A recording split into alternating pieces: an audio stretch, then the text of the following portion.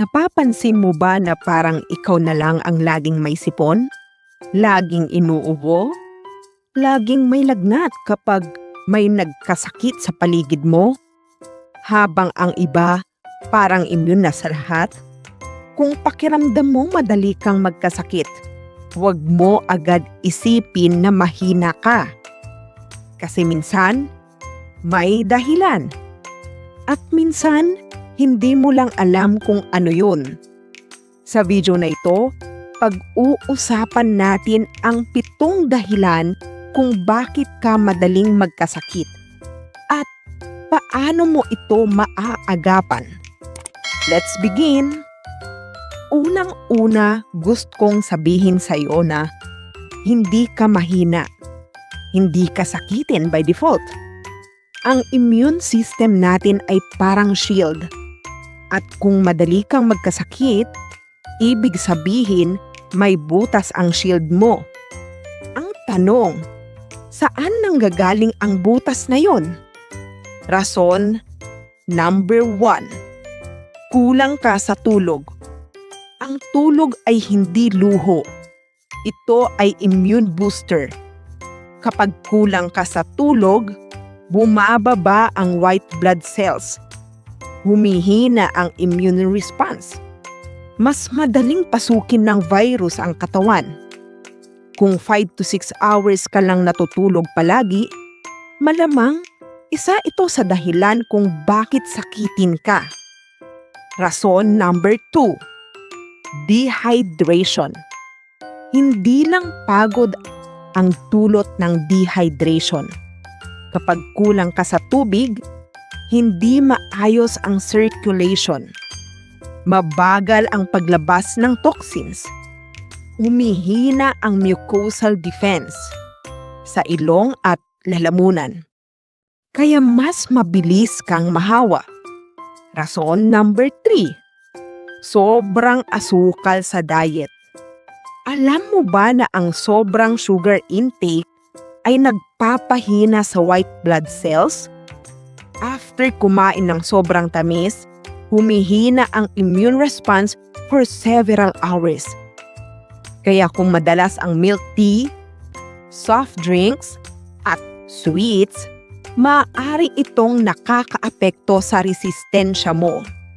Rason number 4, chronic stress. Kapag stress ka palagi, mataas ang cortisol mo. Kapag mataas ang cortisol ng matagal, bumababa ang immune activity. Mas madaling tamaan ng infection. Mas matagal gumaling. Kaya minsan ang madalas na pagsakit ay stress-related. Rason number 5, vitamin D deficiency. Maraming Pilipino ang kulang sa vitamin D dahil laging nasa loob ng bahay. Ang vitamin D ay tumutulong sa immune regulation. Kapag mababa ito, mas prone ka sa respiratory infections. Mas matagal gumaling. Mas madaling sipunin. Kaya minsan, kailangan mo lang talaga ng araw.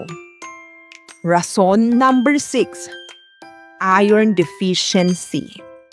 Kapag mababa ang iron mo, mababa ang oxygen delivery. Mahina ang immune response. Madaling mapagod. Madaling mahawa. Ito ay common lalo na sa mga babae. Rason number 7, gut health problems. Alam mo ba na malaking bahagi ng immune system ay nasa bituka? Kapag hindi healthy ang gut bacteria mo, mas madalas ang infection. Mas mahina ang immune response. Mas prone sa inflammation. Kung madalas kang bloated, constipated, o may digestive issues, possible connected ito. Bonus, underlying medical conditions.